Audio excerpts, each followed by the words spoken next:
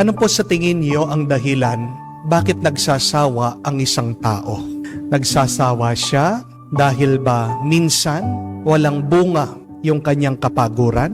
Nagsasawa siya dahil minsan ginawan siya ng masakit? Nagsasawa ang isang tao dahil minsan siyang sinaktan? Nagsasawa ang isang tao pag paulit-ulit na lang siyang sinasaktan. Nagsasawa ang isang tao pag paulit-ulit na lang na may ginagawang masakit, mali sa kanya. Nagsasawa ang isang tao pag kahit na paulit-ulit siyang nagtatrabaho, walang bunga yung kanyang kapaguran. Hindi po tayo nagsasawa dahil sa minsan lang. Nagsasawa tayo dahil paulit-ulit na lang, wala na lang pagbabago. At hindi mo masisisi ang tao pag paulit-ulit na lang. Anong kailangan mong gawin? Pag nagsasawa ka na, kailangan meron kang baguhin. Hindi po ba? Ano po ang kasabihan? Nothing will change if you change nothing. Ulitin ko po yun. Nothing will change if you change nothing. Ang dami sa atin, reklamo na reklamo, nagagalit, naiinis. Dahil nagpapatuloy yung masamang sitwasyon at karanasan sa kanilang buhay. Ang tanong, may ginawa ka na ba para mayroong nagbago? Ang galing nating magreklamo. Ang galing nating magalit. Pero, may nagbabago ba sa pagreklamo mo? May nagagawa ka ba sa galit mo?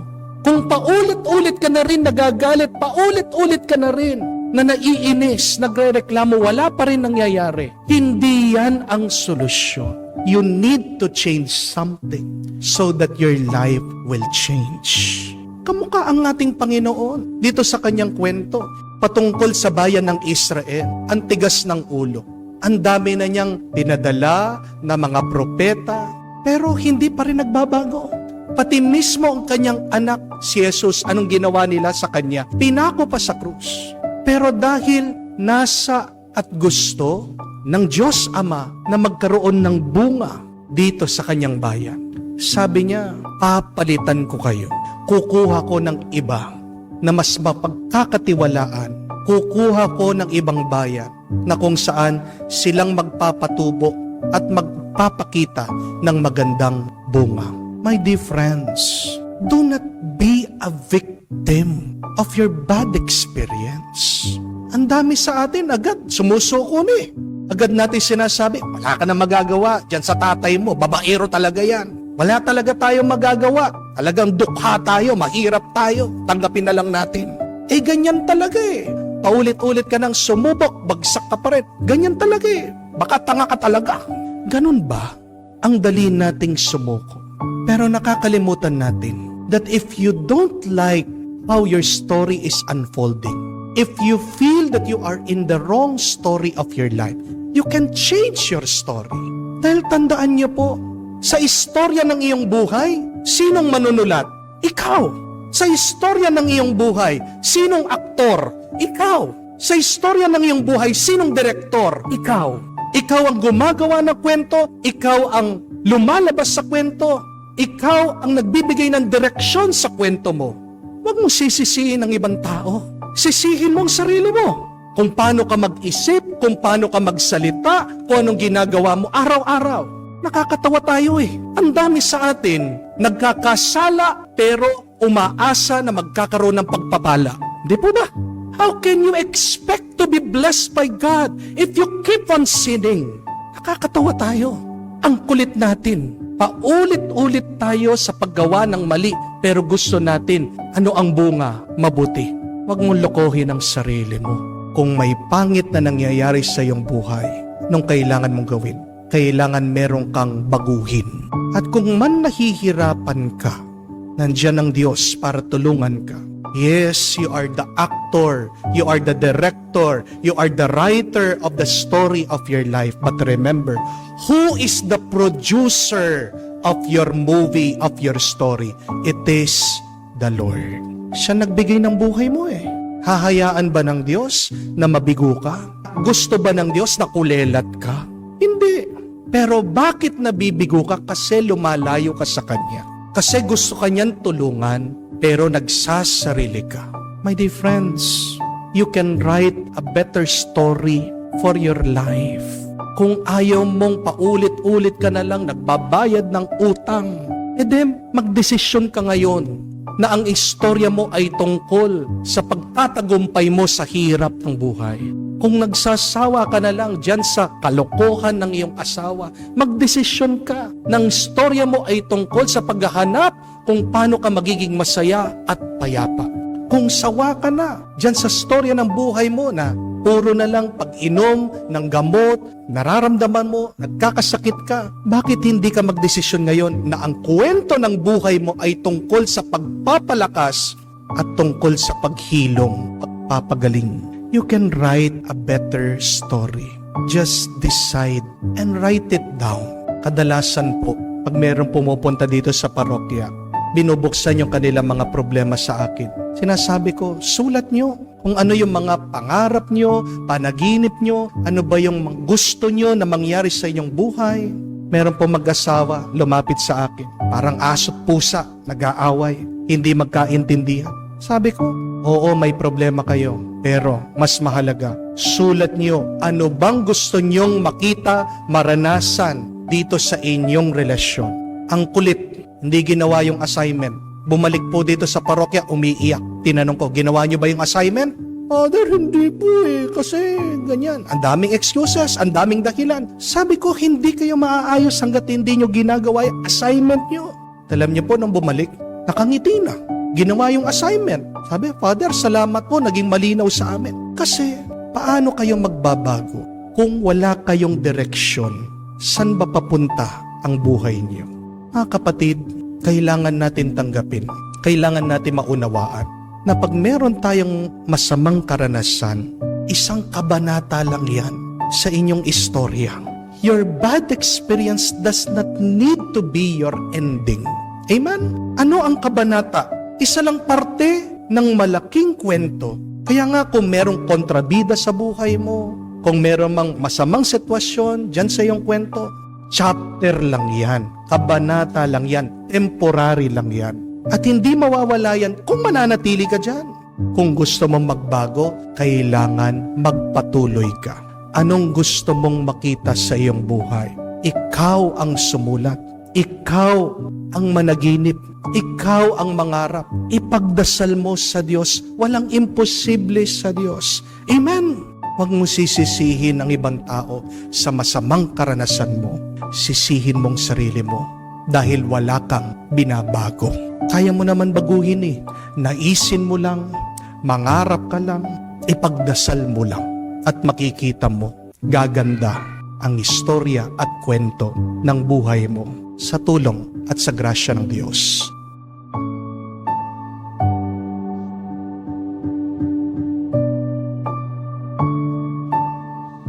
Paano matalo ang problema mo? How to defeat your problems? At bakit ba madalas tayo'y natatalo sa ating mga problema? How can we triumph against our challenges in life? Why do we lose sometimes to our problems? Kailangan nating unawain ito, my dear friends, that life is a battle. Ang buhay ay isang labanan. Amen?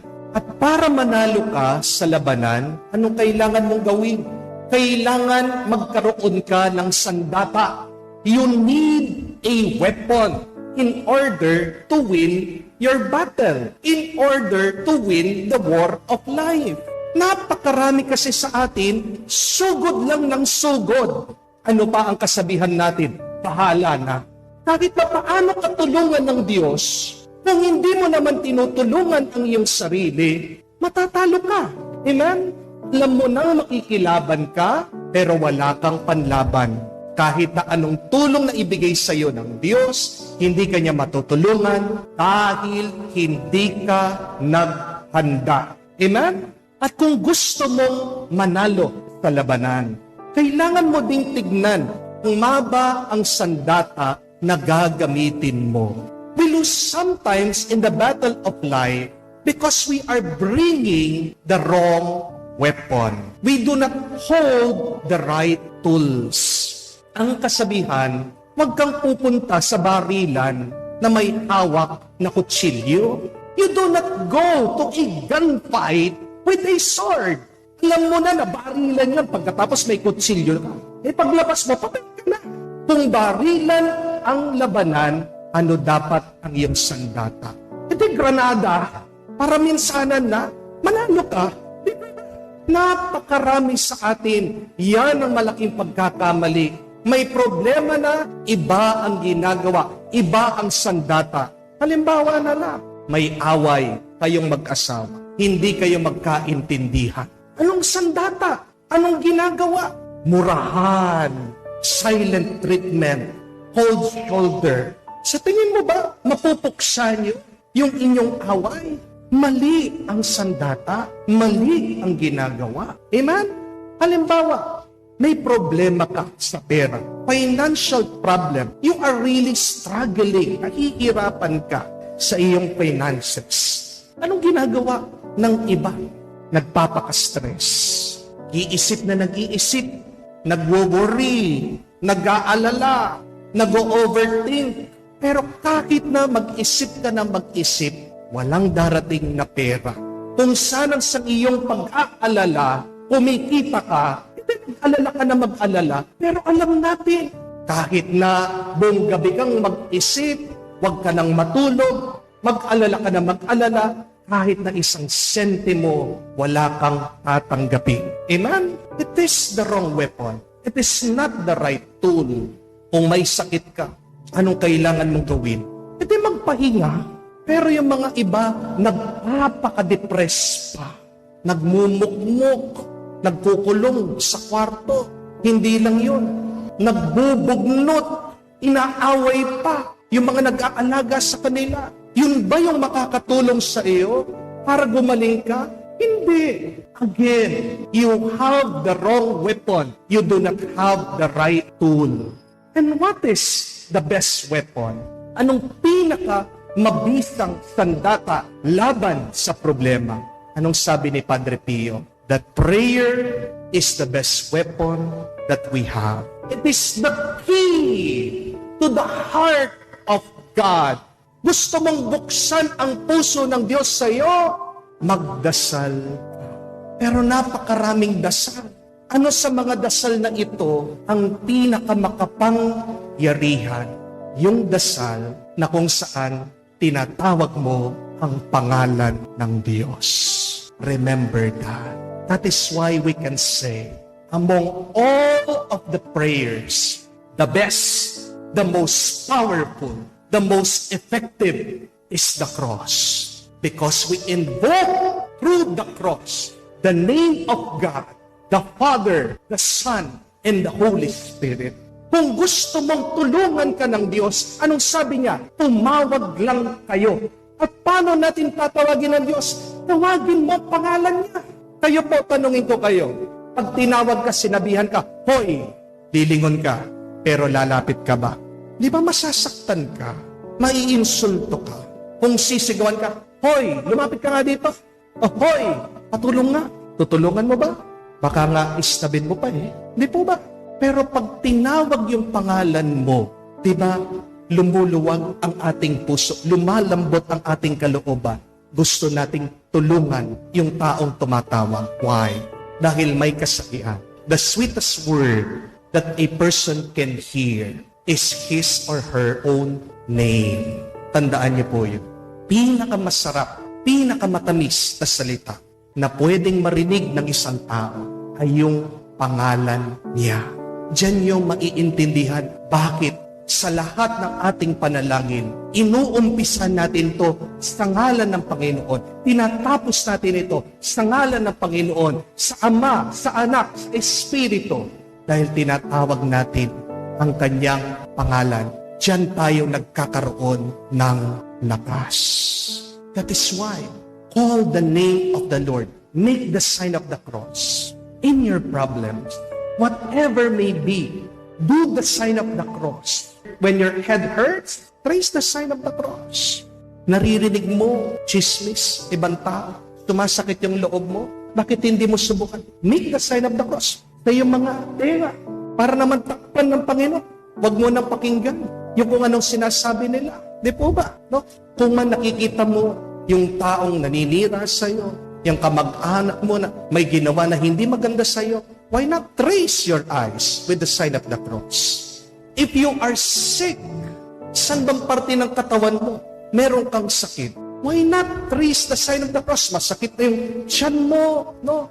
May sakit ka sa puso, no? Diabetic ka. Always make the sign of the cross. If you want a miracle in your life, do the sign of the cross. Call the name of the Lord and believe you will receive God's blessing. Amen? Alam niyo po, palagi niyo naman na narinig sa akin na meron ako frozen shoulder. Meron din po ako sakit. Napakarami na po na pinuntahan kong nanghihilot, therapist, chiropractor, nagmamassage. Meron pong isa nang nakilala ko. Sa lahat na nanghilot sa akin, siya lang po ang nakakapagpagaling sa akin ngayon. Dati hindi ko po mataas yung kamay ko. Ngayon, natataas ko na po. Nagiginhawahan po ako pag hinihilot ako. Bakit? Bakit kakaiba po? Ito pong nagte-theraping ito. Bago po ako hawakan, nagdadasal muna siya. Kakaiba po ito. Tinatanong sa akin, Father, saan yung may sakit mo? Dito sa balikat. And then, he will be silent. Tatahimik muna po. Tapos naririnig ko, merong binubulong. Nararamdaman ko po, he's tracing the sign of the cross dito po sa aking kamay. Pagkatapos po niya akong hinawakan, aba, hindi na po naninigas yung kamay ko. See the miracle that you can receive if you pray and if you invoke the name of the Lord. Ano yung problema o suliranin na gusto mong magkaroon ng kasagutan? Ano yung problema na gusto mong malabanan, mapuksa? Definitely remember this. By praying, God will not remove your problems. Hindi aalisin ng Diyos yung problema mo. Ang magagawa lang ng Diyos, yung tulungan ka, yung hindi ka matalo. At paano kanya matutulungan? Humiling ka, tumawag ka, at kumapit ka sa Kanya. We believe that through the sacrifice of Jesus on the cross, we receive grace. Through the sign of the cross, we can conquer our problems. And through the name of God, the Father, the Son, the Holy Spirit, we receive His power. Alam niyo po bang sangkap ng buhay? Do you know the formula of life? Share ko po sa inyo. Tandaan niyo po ito. That life consists 90% happiness and 10% misery. 90% goodness, 10% evil. 90% graces, but 10% sin. Pakatandaan niyo po yan. Mas marami ang mabuti kesa sa masama. And the challenge for us is to stop holding on to misery. Because many times when we hold on to this bad things, we magnify them, we multiply them. 10% na lang yung pangit na nangyayari sa buhay mo, ginagawa mo pang 100%. Amen? Tingnan niyo po. Yan yung problema sa atin. Nakakalimutan na natin na mas marami, mas malaki ang grasya, kabutihan, tuwa na binibigay ng Diyos. Merong napakaliit na porsyento, 10%, pero hindi natin mabitawan at tayong ginagawa natin, pinapalaki natin, pinaparami natin, ginagawa nating big deal. Sa unang pagbasa, ang daming sinabing magaganda, napakabuti ng ating Panginoon sa kanyang bayan. I will save you. I will listen to your prayers and answer your prayers. I will not abandon you. Hindi kayo magugutom, hindi kayo mauuhaw. Papantayin ko ang mga bundok para mabilis ang inyong paglalakbay. Pero ano yung sinabi ng bayan ng Diyos? Iniwan tayo ng Diyos. has forsaken us, sabi nila. Dahil lang hindi nila nakikita ang Diyos, agad sasabihin nila na hindi daw sila maaalaala ng Diyos. And God reminded them, can a mother forsake their sons?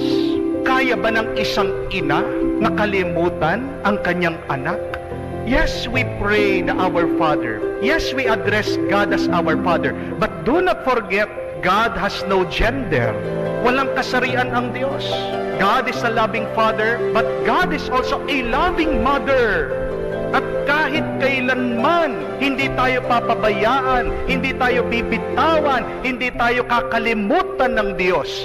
Ang dami niyang ginagawang mabuti, dahil lang hindi mo siya makita, agad-agad sasabihin mo, inabandonan ka na ng Diyos. At ganyan din po yung narinig natin sa Ebanghelyo. Ang daming mga milagro na pinakita ng ating Panginoon, ang dami niyang mabubuti na tinuturo sa mga tao, nakakamangha yung kanyang mga ginagawa. Anong sabi ng mga Pariseo? Anong sabi ng mga Hudyo? Pinapantay niya yung sarili niya sa Diyos dahil tinatawag niya ang Diyos kanyang Ama. Ano yung nakita ng mga Hudyo? Lumabag siya doon sa araw ng Sabat. Dapat nagpapahinga, dapat walang ginagawa. Pero anong ginawa niya? Nakapagpagaling siya, dapat siyang patayin. Napakaraming ginawa ng mabuti ng ating Panginoon. Yung nakikita nila, yung mga maliliit na pagkakamali. At napakasakit po nun, hindi po ba? Siguro lahat tayo naranasan na din natin yan, no? At mararanasan natin yan sa buhay natin. Yung ang dami-dami mong ginawang mabuti, pagkatapos minsan ka lang magkakamali, parang ang sama-sama mo na. Napakakonti lang ng iyong pagkakamali, napakakonti lang ng iyong kasalanan, daig mo pang demonyo kung ikaw ay pag-usapan. Napakasakit. Kaya napakasakit din para sa mga ibang misis. Nasasabihan sila na hindi sila mahal ng kanilang mga mister dahil dun sa mga maliliit nilang kasalanan, mga maliliit nilang pagkukulang. Dahil lang busy sa pagtatrabaho, walang panahon para dun sa mister, maghahanap ng iba, kaya daw na-fall sa iba kasi walang quality time. Napakaliit na problema, pinapalaki, pinaparami. Hindi nakikita yung sakripisyo na araw-araw kumakayod, araw-araw nagkakalinga, inaaruga yung mister, pati yung mga anak. Napakasakit para sa isang magulang. Pagsabihan siya ng kanyang anak, yung pang-anak tatanim ng galit sa kanyang magulang dahil hindi lang napagbigyan. Pero hindi maalaala ng bata na mag-umpisa nung siya'y sanggol, nandun yung kanyang ina, nilamok lang, ayaw padapuhin ng ina dun sa balat ng kanyang anak. Pag nagkakasakit, hindi alam ng magulang, hindi alam ng ina kung anong gagawin niya, umiiyak, natataranta. Hindi alam ng ina kung paano siya maghahanap ng pera para matustusan yung pangangailangan ng anak, pagkain, damit, mapag-aral. Pagkatapos napakaliit lang ng request, hindi lang mapagbigyan, nagdadabog na, parang ang sama-sama ng ina, ng magulang niya. Ganyan din po sa aming mga pari, sa inyong mga parokyanos, hindi po ba? Hindi lang mapagbigyan doon sa gusto, hindi lang masunod nung pari, yung plano nung parishioner. Sinisiraan ang pari. Kung ano-ano yung sinasabi sa pari, parang ang sama-sama ng pari. Nakakalungkot. Pagpilit nating binibigyan ng pansin yung mga maliliit na pagkukulang, kesa sa makita natin yung napakalaking grasya, napakalaking kabutihan. Yan yung kinakalungkot ng Diyos. At yan yung nakakalungkot sa ating buhay. Pero hindi naman kailangan maging ganyan yung buhay natin. Life doesn't have to be that way. Remember that. We should remember, tandaan niyo po, 90% ito ay puno ng tuwa at galak. 90% ito ay mabuti. 90% ito ay grasya. 10% lang. Meron pa rin maliit na porsyento kasi pumasok dyan yung masama. Pumasok dyan yung ahas. Kakaunti lang yung masama. Huwag mo naman yan bigyan ng pansin. Huwag mo naman yan paramihin. Huwag mo naman yan palakihin. Do not make the bad 10% your 100% in life. Because that is not how God made our life. Nung ginawa ng Panginoon ang lahat, ano yung sinabi ng Panginoon? Good At yung masama, wala man. Parang awa nyo naman. Huwag nyo nang gawin very bad yung bad.